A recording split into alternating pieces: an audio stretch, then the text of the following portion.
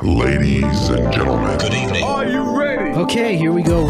You're listening to the Deal Room Podcast. Join us as we bring you the inside scoop on business sales and acquisitions. Get across trends in the area and hear the industry's best recount their real-life tips, traps, and experiences. Now, here's your host, Joanna Oakey. Hi, it's Joanna Oakey here, and welcome back to the Deal Room Podcast, a podcast proudly brought to you by our commercial legal practice, Aspect Legal. Welcome to the final half of our two-part series with Michael McGrath, the CEO of Oasis M&A here in Australia. Last week in part one, we talked about Michael's own business growth and sale experience and the lessons he learned when reflecting on all of this in hindsight. If you missed that episode, we really recommend you go back and have a listen to it after this episode. But in today's episode, part two, we're taking a closer look at how Oasis works and their unique approach to M&A transactions. This is definitely helpful listening to our business brokers and advisors out there who are looking at new ways to add value to their clients. So don't go anywhere, here we go. ladies and gentlemen, Good evening. Are you ready? Okay, here we go.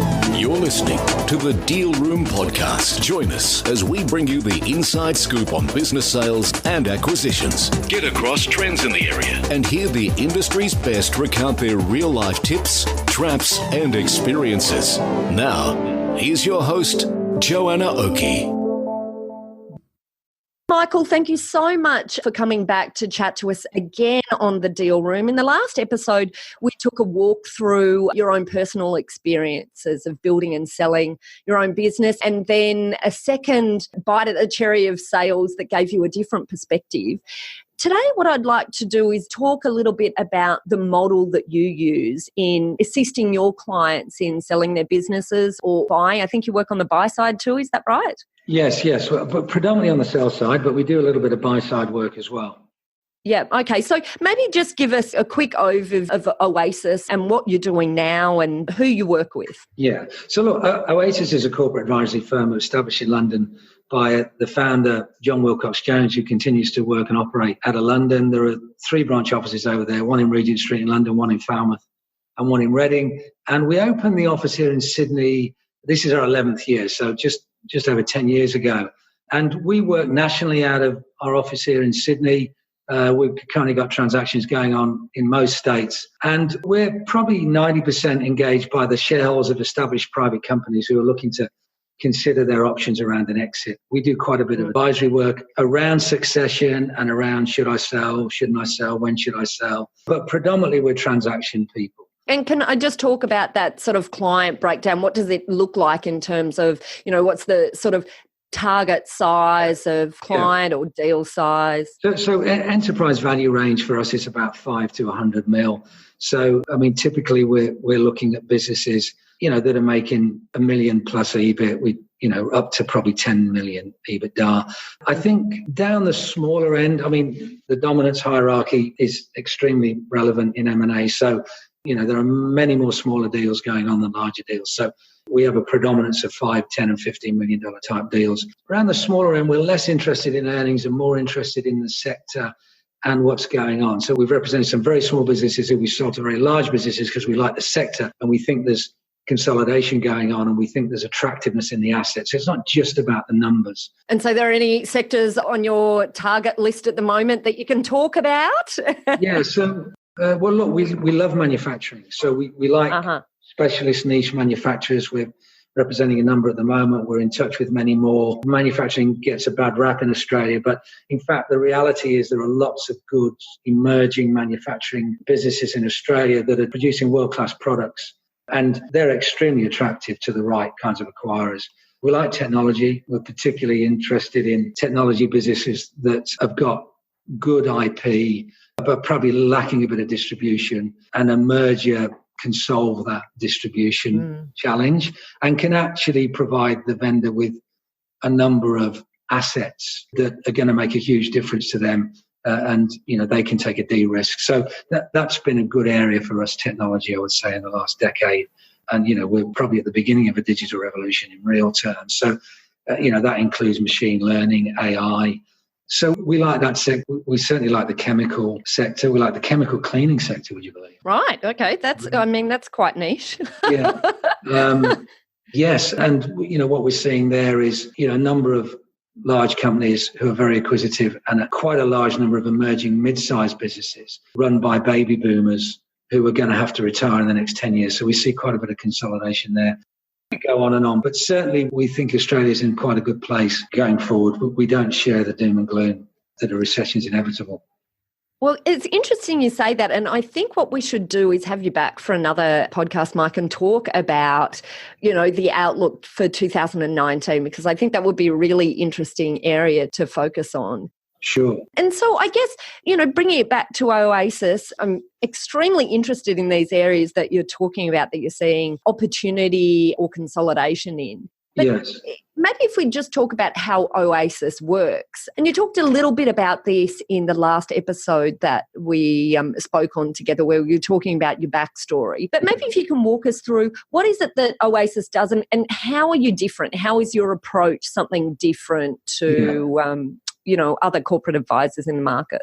Yeah. Look, I mean, one of the ways we're different is that John Wilcox-Jones, our founder, established in the mid-'80s that the number one concern for an owner was not having it revealed that they were considering an exit. So we don't just talk about confidentiality at Oasis, we talk about anonymity.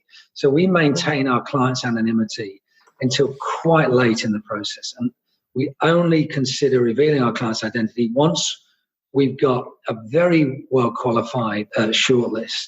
And we don't write information memorandum, and we don't exchange a big fat document often for a confidentiality agreement, which is extremely, which is often breached.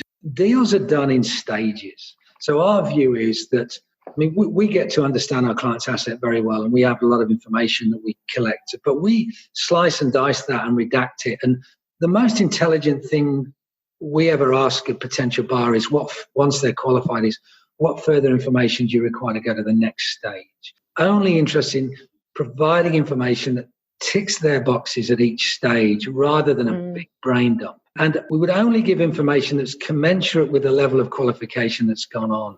And certainly we wouldn't be giving information away that we would consider sensitive, commercially sensitive. And we would be pushing that can down the road to due diligence. We're providing useful information, but we're trying to limit the impact of that information if a deal doesn't go ahead. That's a key part of our MO, because the reality is that if we have a target list of 60 or 70 potential acquirers, we'd be very lucky if more than 5 or 6 of those are fair dinkum. And so why would we tell 30 people that, or 40 people or 50 people what we're doing, when in fact we really only need to tell 5 or 6 at the most? And we can probably get indicative offers off those guys. Are there any, I find this a really interesting discussion in terms of how much information you hand across and when. Have you seen this played out poorly before? There was quite a sizable regional meat producer in New South Wales that the corporate advisory firm were representing. And, within a few days of them going to the market, they we're sending a big fat information memorandum with lots of sensitive information, including key clients. That business was pulled into a crisis meeting with one of the large grocers here and asked to explain itself. That was an extremely embarrassing and, highly volatile situation for our client. And in fact, it wasn't our client. They became our client later after they'd sacked the original broker. But, that's an example of what can happen. The other example is that staff and management, not just customers, but suppliers, can find out, and an owner doesn't want to be fielding those questions when in fact there's no deal been agreed and they may not sell. Yeah. I think we've got to be very careful as advisors who we tell what and when. And I think to rely only on an executed confidentiality agreement, I think is inadequate, really. Yeah. So we've got the, the anonymity side of your services and the process or the thought behind release of information. Are there any other strategies that you employ? Price is key. So everyone wants to know what's a business worth. And I actually listened to a podcast recently of yours that dealt with pricing, which was interesting. Look, I think our view on pricing is that it's very difficult to accurately price or to be definitive about what a business is worth. right? So you've got all the standard, discounted cash flow, price earnings multiple. You've got all these standard methodologies, and largely, I would say, in the world we live in, which is a $5 to $100 million enterprise value, our view is that there's such disparity between what buyers will pay for a business that it's almost impossible to accurately say definitively what a business is worth. And it's worth different amounts to different people, very legitimately. And the reason for that is that the acquirer will perhaps derive synergies. And the more important those synergies are, and the more of them there are, the more they're often prepared to pay. And that's a big variable in the equation. So our view on valuation is, rather than waste a lot of time doing a desktop valuation, you're far better off looking at the market and saying, okay, what similar transactions have been done? And at what prices have those businesses been sold at? And what's the range? And you'll find, if you look at any sector, I would say at least 9 out of 10 sectors we look at, or areas that we look at least 9 out of 10, there's huge variations. How do you get that data then? Because I think getting data, from my perspective, many people I talk to, it can be a little bit difficult unless we're dealing with entities that have to report publicly, so listed entities, for example. So how are you seeing ways to get the data? Yeah, well, look, listed entity, there's lots of listed entities doing deals. So first of all, you've got to look globally. And you can't just look in Australia because there isn't really enough deals often. But you can certainly look globally, and there are various data feeds that we subscribe to and our offices in London subscribe to. So you can pull data together and aggregate it reasonably straightforwardly. The issue is the interpretation of that data and its application to the specific situation. So there are lots of listed companies who have to report their deals, and they're buying small private companies often. So the multiple in the transaction paid is relevant because they bought a private business. And there's normally a delta between the price earnings for a private business and the multiple that the acquirer are paying at. So you get 6, 7, 8, 10 of those, and you aggregate them and you take out the outliers, you begin to get a range, right? Now, does that mean that you're going to get offers in that range? No, but it's something to compare an offer to, and it's intelligence that's useful. And we've used those. We've used that information. We recently moved an indicative offer from 6 million to 10 million based on our research that I've just described to you. We put it in front of the buyer and said, look, we think you're off market. Tell us where we're wrong. Here's the information we've got. And they couldn't. And, we began to walk them up, and they accepted that. So it's not a panacea, it's part of the equation. But I'll give you an example. Of the last 5 deals we've done, 4 of those deals had a difference between the first and second offer of a minimum of 50%, and in 3 cases, 100%.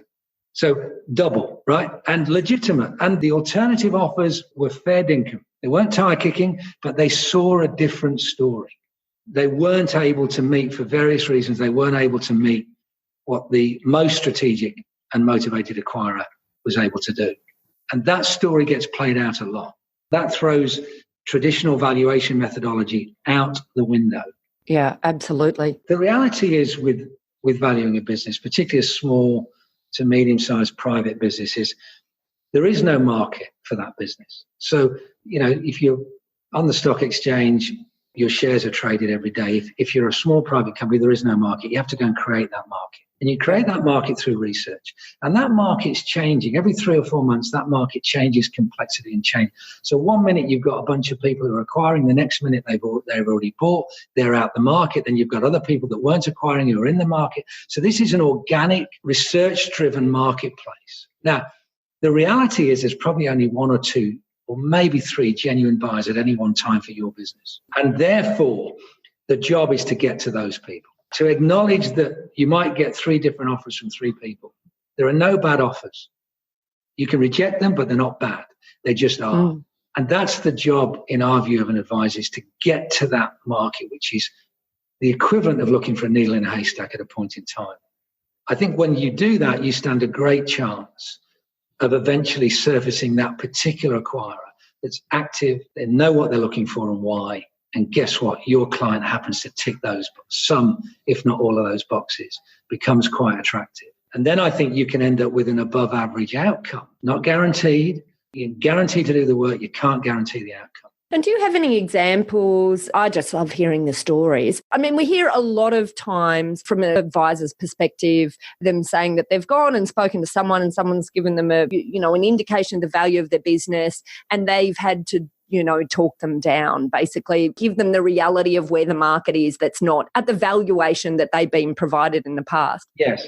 What about on the flip side? Do you ever see businesses coming in and just not recognising the value that they're sitting on? They've been given, as you say, desktop valuation that hasn't recognised the assets in their business to a full enough extent. It's such a contentious issue, valuation. There's so much time and energy wasted on it potentially. We try and stay neutral on value. Right. Not sure. No. Like, we get a lot of information and we can talk till the cows come up, but we just don't really know until we've done the work.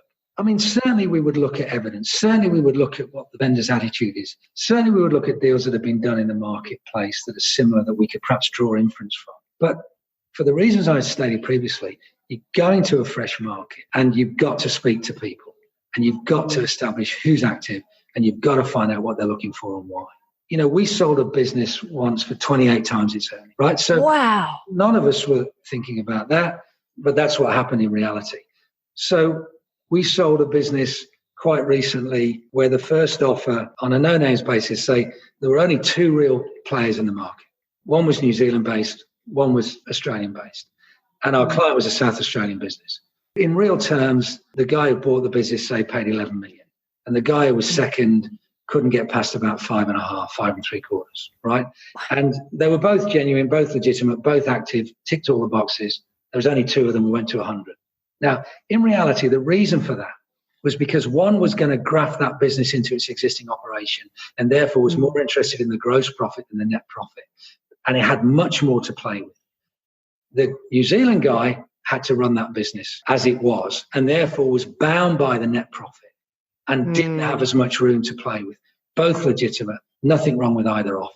But the reality was there was much more room to maneuver and much more appetite with the guy that, and there's a good example of a delta of nearly 100%. Well, that's a very clear tip, isn't it? Let's not focus so much on value in the market. Let's go find the strategic buyer who'll pay a far greater multiple of whatever's in the market. Let's do the work.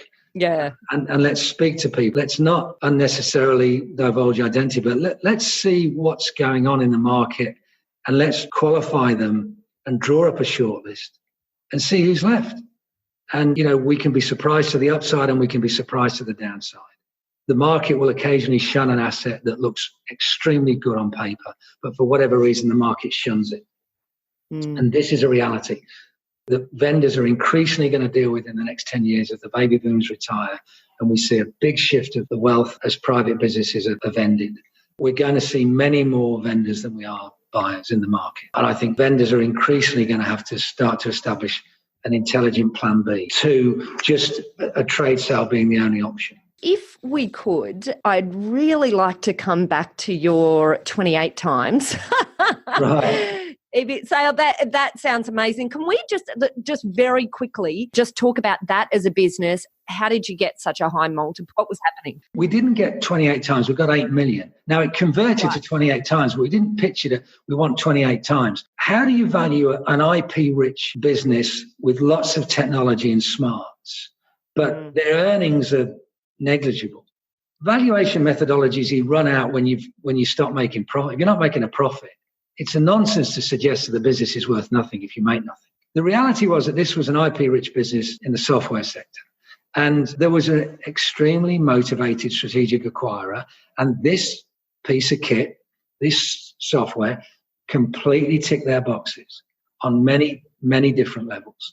And they asked us what the client wanted. And we went back to the client and said, look, we don't really do valuations. What do you want? And we did say, look, the richest deal we can find anywhere in the world was 28 times at this point for a similar operation in Canada. And we said 28 times suggests 8 million. And he said, well, look, I'd be happy with 6. And I said, well, look, let's start at 8. We think we can defend that and see where we go. And the buyer was a long pause. And then he said, okay, we'll do it. So the deal got done at 8 million cash. I mean, I don't know what you call that really. I mean, how do you price that? I don't know. I mean, if he had stayed in that business and had come to us 2 years later and said, I want to sell it now, and now I've got earnings of $1 million, we still might not have been able to get 8 mil. If that acquirer had gone and solved his problem elsewhere and there was no one to replace him, you're then back to a much more humdrum analysis potentially. And this is the volatility, I think, that we're dealing with, that owners and advisors and we in the industry have got to begin to accept. There's going to be volatility around pricing, and pricing is elastic. I mean, one of the mistakes I see with owners is where they come up with an irrational number that solves their succession and retirement issues, but bears no relation to the asset they're trying to sell. And we see that a lot. I want 10 mil. Okay, well, that suggests 20 times earnings you're making off. I know, but I need 10 mil. What's that got to do with the business? I mean, managing expectations, what does that look like? I think it looks like, okay, what's the range that we could expect offers it? And then how do we expose ourselves to being surprised to the upside? Well, I think to do that, we've already explained that you probably go wide. Okay, Michael, thank you so much for all of your time today talking about your approach at Oasis. It's been a really interesting journey through the way you approach things. If our listeners want to contact you, what's the best way to do that? You can jump on our website, www.oasisma.com.au, or you can email me at michael@oasisma.com.au. Speak to one of my colleagues, Warwick or Lee, anytime as well. So, we'll be delighted to have a chat with anybody that's interested in talking to us. Absolutely fabulous. And for anyone who's on the move at the moment and didn't quite get the chance to jot that down, don't worry, we're linking to it all in our show notes. Okay, great. Michael, thank you so much for your time. Thank you. Well, that's a wrap for our two-part series with Michael McGrath of Oasis M&A. Now, in this episode, we zoomed in on how Oasis works and how they approach deal making differently from other corporate advisors or broking firms.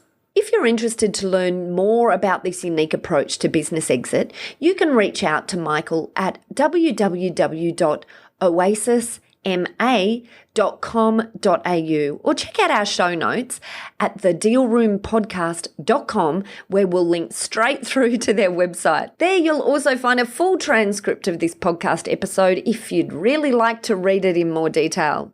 Well, that's it. I hope you enjoyed what you heard today. And if you did, then I request that you please head over to the Deal Room on Apple Podcasts or your other favourite podcast player to get notifications straight to your phones whenever a new episode is out. Thanks for listening in. This has been Joanna Oakey and the Deal Room Podcast, a podcast proudly brought to you by our commercial legal practice, Aspect Legal. See you next time.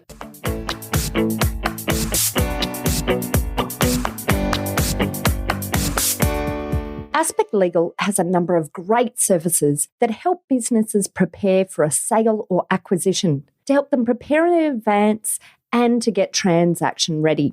We've also got a range of services to help guide businesses through the sale and acquisitions process. We work with clients both big and small and have different types of services depending on size and complexity. We provide a free consultation to discuss your proposed sale or acquisition. So see our show notes on how to book a time to speak with us, or head over to our website at aspectlegal.com.au. Ladies and gentlemen. That will conclude this evening's entertainment. Thanks for listening to the Deal Room Podcast. To find out more about this episode and other episodes in the series, check out the show notes or head over to our website at thedealroompodcast.com.au.